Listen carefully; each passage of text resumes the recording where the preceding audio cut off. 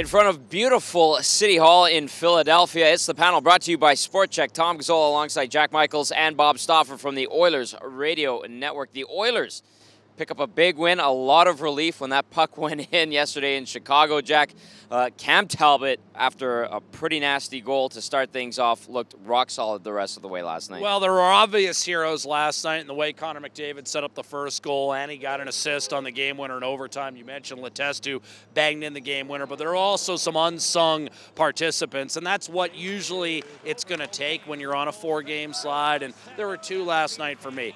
Cam Talbot, the save he made after giving up the goal to Patrick Kane. Could have been 2-0 with 2 goals 30 seconds apart. Who knows? At that point in the first period, maybe for a swing in momentum, Todd McLellan makes a goalie change. We'll never know because Talbot made the save he had to, allow the Oilers to hang around, tie it up late in the first period. And then in overtime, after winning a couple of key draws, Ryan Nugent-Hopkins seals the wall, takes the puck away from the goaltender for Chicago, Anton Forsberg. And that, even though he doesn't show up on the score sheet, that really was the biggest assist on Letestu's game winner. Stauf, classic McDavid or what?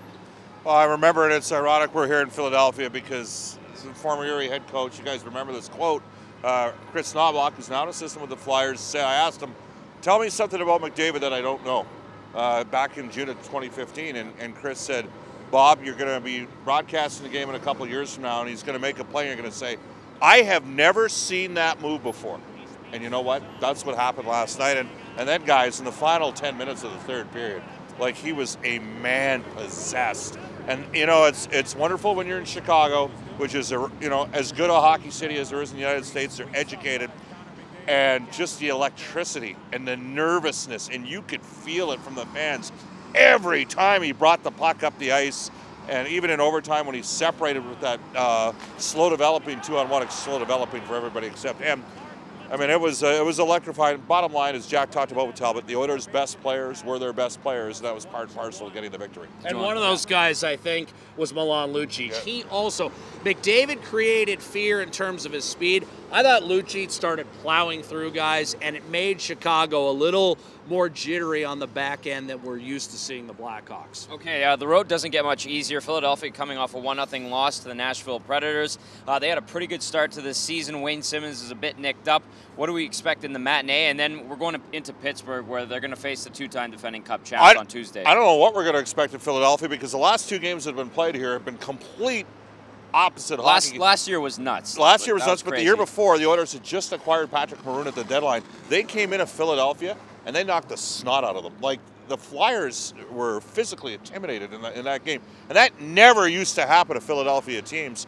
And the Oilers do have a bigger team. Now, last year, we had everything going. I mean, you had Manning and McDavid, and that's going to be something to watch if Manning actually gets in a lineup. But not in terms of Connor so much, but maybe some other players. I'm not sure what we have with Philadelphia. I don't know what their team's like. Like, they've scored some early, but then they've cooled off a bit offensively. I do think you can get to the bottom end of their defense a little bit.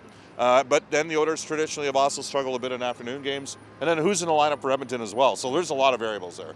Well, that's the thing to watch for in the next couple of games. I mean, I fully expect Leon Draisaitl and Matt Benning to be ready as soon as Saturday afternoon in Philadelphia. And then turning the page toward Tuesday, I mean, who could not be? I'll leave you with Pittsburgh. Yeah, I mean, tempted by that matchup. I mean, you're going to have a lot. You're going to have. Funny how that worked out, potentially 4 of the best players in the world, right. with Draisaitl presumably back in the Edmonton lineup, Connor McDavid, Evgeny Malkin, Sidney Crosby. I mean, that's going to be an exciting. You're getting very excited right I am. I'm already looking forward. But, hey, as Bob said, Philadelphia is not to be overlooked because it's not going to feel like Edmonton accomplished anything in Chicago if you let one get away in Philly. And that's where the infusion of new bodies in the lineup, and we may see Drake Gazzola by Tuesday in Pittsburgh. Who knows? That could really help Edmonton because now you've got guys slotted properly. All right, the Oilers and Philadelphia Flyers. I was about to say Pittsburgh Penguins because you keep talking about them. I got excited. We're only in Pittsburgh for 4 days. Yeah, hey, I'm Western PA, not Eastern. Sorry, Philly. You love this city. All right, Oilers Flyers Saturday, and then Oilers Penguins to wrap up this road trip on Tuesday. Jack and Bob, as always, have the call for you. I've got you covered right here on EdmontonOilers.com.